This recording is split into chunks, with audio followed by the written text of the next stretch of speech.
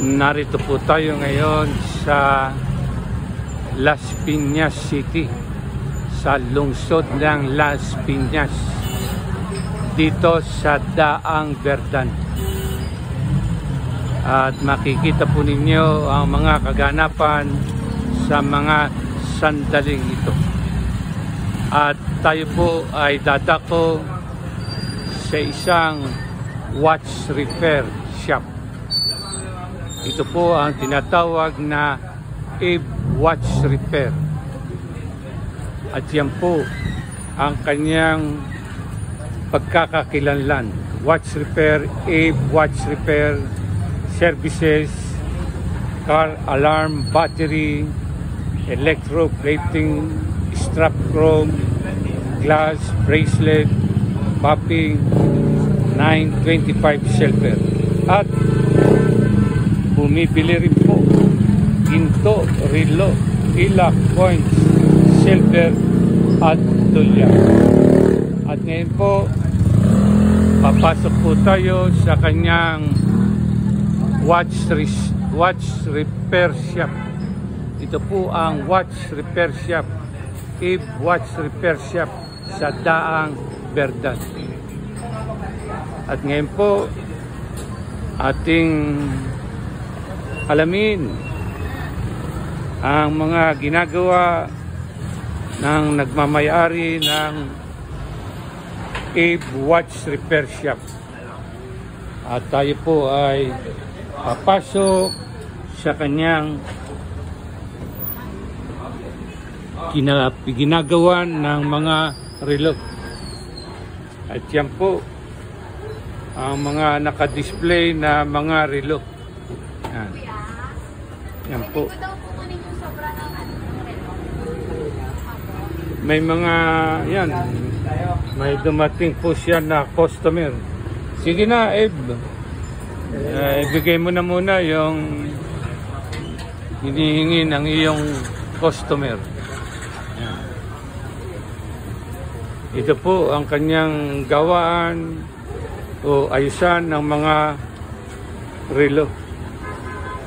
At yan pa rin po ang mga relo na kanyang gagawin.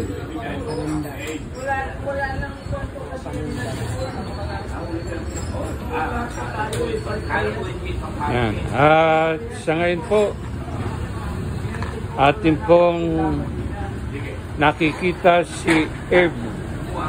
Ernie, pakialis mo nga muna yung iyong yan, para makita yung kagandahang lalaki mo. Yan. May mga ilang taong ka nang nasa ganyang gawain, Ernie? 20. Pakilakas mo, Ernie. 20 years. Nasa 20 taong ka na sa paggawa ng relo o pag-aayos ng relo. Nang magkaroon ng mga cellphone ng mga tao, na apektado ba ang mga ginagawa mong relo? Hindi naman. Ha? Hindi naman gano'n. Alin yung sabi mo kanina na ano? 50% lang. Ha? Pakilakas mo yung sinabi mo. Mga 50% lang. Ang nawala. Dati 100%. yan. Ay di apektado. Pero sa kabila ng mga pangyayari na yon,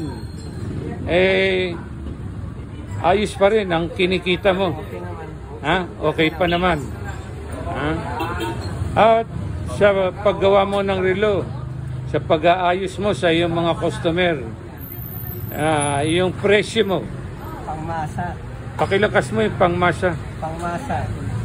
Presyong pangmasa ang singil, ha? Hindi naman tayo mall eh. Ano? Hindi naman tayo mall.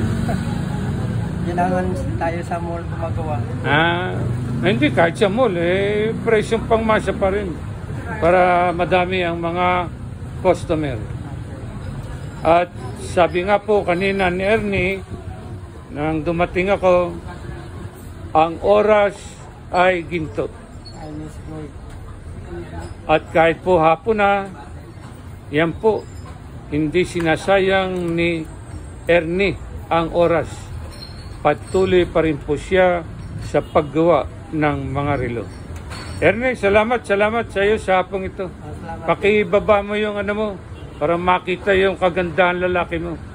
At sa mga nagdaraan dito sa Daang Verdan, makilala ka at marami pa ang magpagawa sa iyo ng relo. Salamat. Ernie, kaway-kaway ka. Ayan. Salamat sa hapon ito.